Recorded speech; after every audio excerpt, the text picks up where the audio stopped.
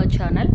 ఇక మన హిందూస్ అయితే ఎన్నో పండుగలు చేసుకుంటాం కదా. త్వరలోనే అందరికీ ఇష్టమైన వినాయక చవితి పండుగ వస్తుంది.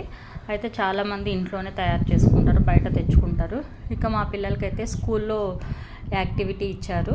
వాళ్ళకి సాటర్డే హాలిడే కాబట్టి ఫ్రైడేనే వినాయక చవితి సెలబ్రేషన్స్ జరుగుతాయి. ఖచ్చితంగా వినాయకుడిని తీసుకొని రావాలని చెప్పారు.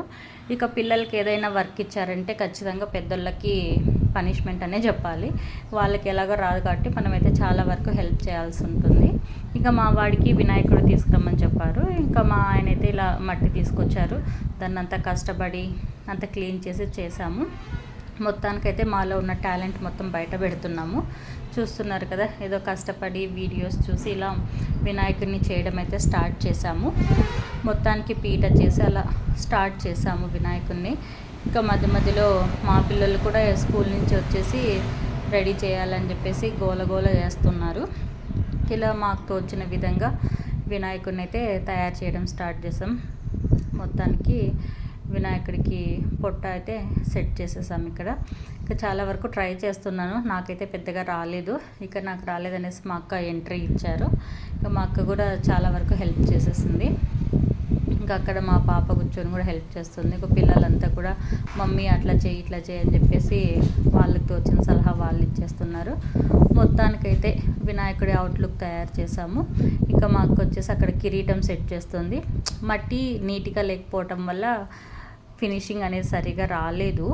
అయితే చాలా వరకు ట్రై చేసాము బాగానే చేయడానికి. ఇంకా అక్క అయితే కిరీటం సెట్ చేస్తుంది. చూస్తున్నారు కదా.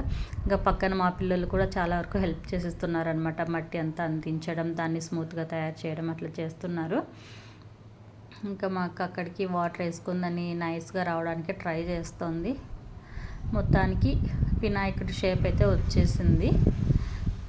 చూస్తున్నారు కదా, పక్కన మా పిల్లలు కూడా అందిస్తూ ఉన్నారు. ఓకే, నెక్స్ట్ దానికంతా షేప్స్ అన్నీ నీట్గా ఇస్తుంది అనమాట. కిరీటం కోసం ఇలా కళ్ళు కూడా పెట్టేస్తోంది.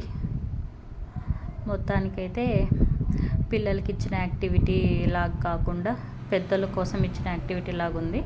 ఇంకా మొత్తం అంతా కిరీటం కోసం డిజైన్ చేస్తోంది. మొత్తానికైతే వినాయకుడిని ఒక రూపానికి తీసుకొచ్చామన్నమాట.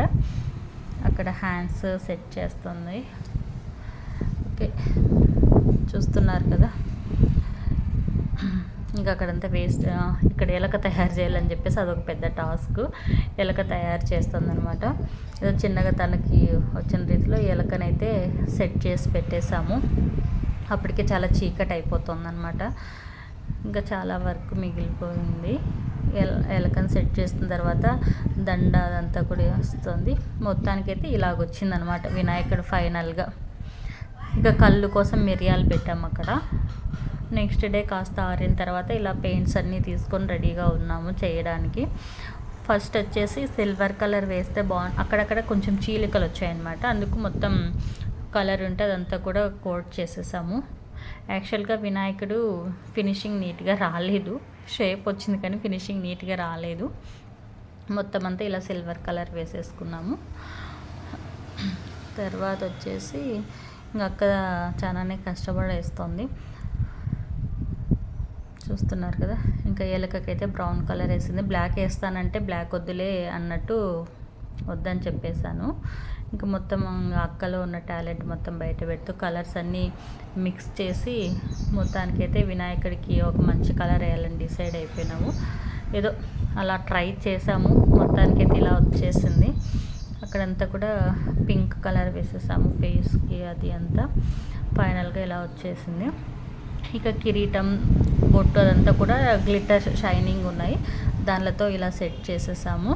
ఇక చెవులు ఒకటి పెండింగ్ ఉన్నాయి, వాటికి కూడా వేయాలి కలరు. ఇంకా గోల్డ్ కలర్తో బొట్టు పెట్టేసాము. తర్వాత హ్యాండ్స్కి అంతా కూడా గ్లిటర్తోనే డెకరేట్ చేసాము. చూస్తున్నారు కదా.